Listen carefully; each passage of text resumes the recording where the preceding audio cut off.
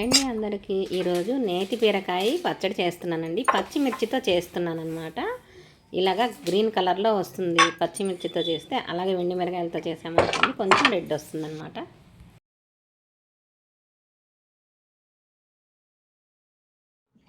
బీరకాయ పచ్చడికి కొంచెం ఆయిల్ వేస్తున్నానండి. ఫస్ట్ బీరకాయలు కట్ చేసి రెడీగా పెట్టుకున్నాను.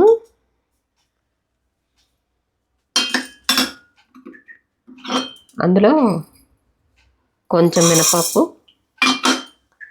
అలాగే కొంచెం పచ్చిశనగపప్పు అన్నమాట, కొంచెం జీలకర్ర,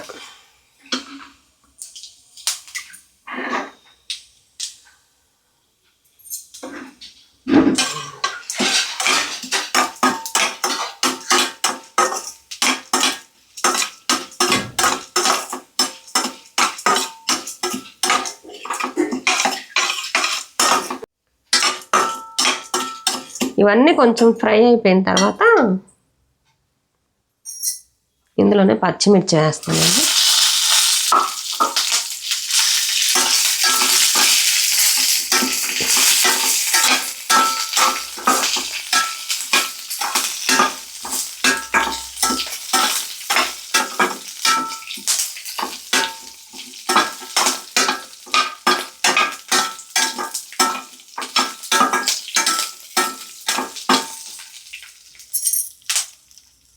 పచ్చిమిర్చి ఈ విధంగా ఫ్రై అయితే చాలండి, ఎక్కువ అవసరం లేదు. ఇది తీసి పక్కన పెట్టేద్దాం.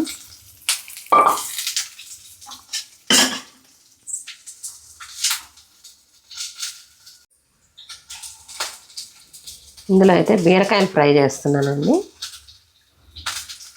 లైట్గా కొంచెం ఆయిల్ వేసుకొని ఇదిగోనండి బీరకాయ ముక్కలు.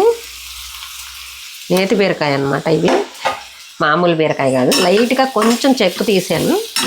చెక్కు తీసే అవసరం లేదు కానీ నాకు ఆ చెక్కు ఉంటే ఎక్కువగా నచ్చదని నేను లైట్గా తీసి శుభ్రంగా కడిగేసి ఇలాగా కట్ చేసి ముక్కల్లా చేశానండి. చిన్న చిన్న ముక్కల్లాగా చేశాను అనమాట.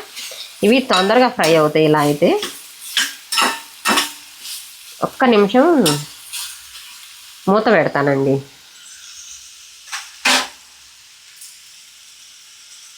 ఒక్క 2 నిమిషాలు ఇలా మూత పెట్టేస్తున్నానండి.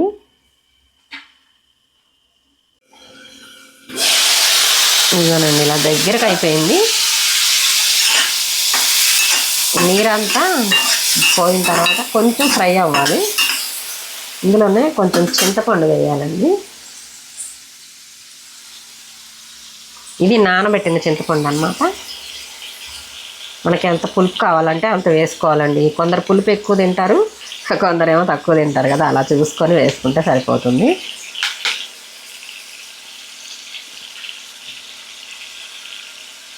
మామూలుగా అయితే ఒక నిమ్మకాయ అంతా సరిపోతుందండి ఇందులోకి. ఎందుకంటే పచ్చిమిర్చి కొంచెం ఎక్కువ వేసాం కాబట్టి చింతపండు కూడా ఉండాలండి, బాగుంటుంది.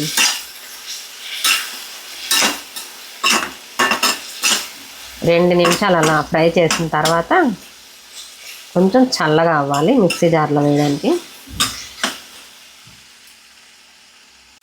ఇదిగోనండి దగ్గరికి అయిపోయింది. ఇంకా స్టవ్ అయితే ఆపేస్తున్నానండి. ఇంకా చాలు.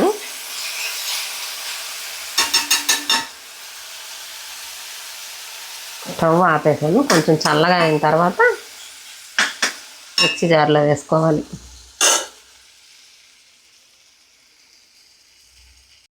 ఇదిగోనండి ఇవన్నీ మిక్సీలో వేసేస్తున్నాను. ఇవి నలిగిపోతాయండి. ఫస్ట్ పచ్చిమిర్చిను ఈ పప్పులన్నీ మిక్సీ వేసుకోవాలి ఒకసారి, ఆ తర్వాత బీరకాయలు వేసుకోవాలి. ఇదిగోనండి ఒకసారి మిక్సీ పట్టేసిన తర్వాత ఇంకా అందులో బీరకాయలు కూడా వేస్తున్నాను. ఇంకా ఉప్పు వేయలేదు, ఉప్పు వేస్తాను.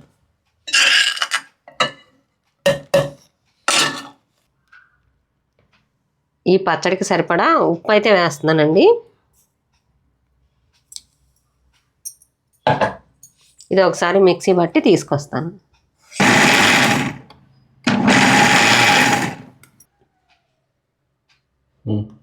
ఇదిగోనండి రెడీ అయిపోయింది. ఇది కొంచెం తాలింపు పెట్టుకోవాలండి.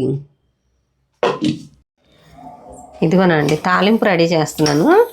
అందులో కొన్ని ఆవాలు, అందులో కొంచెం జీలకర్ర, ఇంకా మినపప్పు వేయాల్సిన అవసరం లేదులేండి, ఎందుకంటే ఇందాక వేసాను కదా మినపప్పు, పచ్చిశనగపప్పు కూడా వేసాను.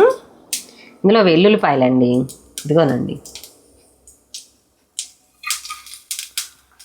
వెల్లుల్లిపాయలు తప్పకుండా వేయాలి, బాగుంటుంది ఇందులో. అలాగే ఇందులో కొంచెం కొత్తిమీర, కరివేపాకు, 2 ఎండుమిరకాయలు అన్నీ ఫ్రై చేసుకోవాలి చక్కగా.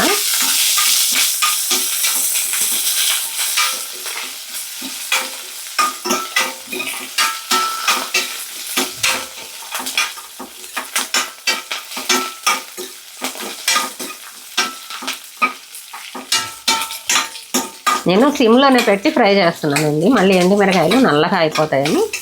వెల్లుల్లిపాయలు చక్కగా వేగాలండి, బాగుంటుంది, చక్కగా వేగితే బాగుంటాయి వెల్లుల్లిపాయలు కూడా. చక్కగా వేగడం అంటే ఏదో హైలో పెట్టేసి వేగడం కాదండి, కొంచెం పెంచాను స్టవ్, మళ్ళీ కొంచెం తగ్గిస్తున్నాను.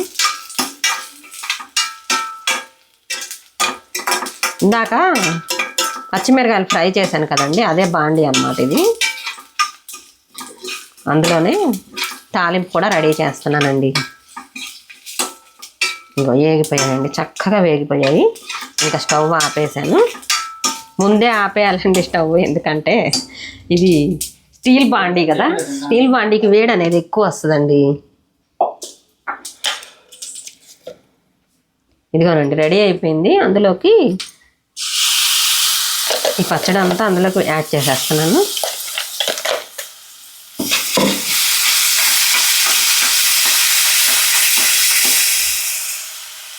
ఇదిగోనండి మొత్తం వేసేసాను, కలిపేస్తున్నా.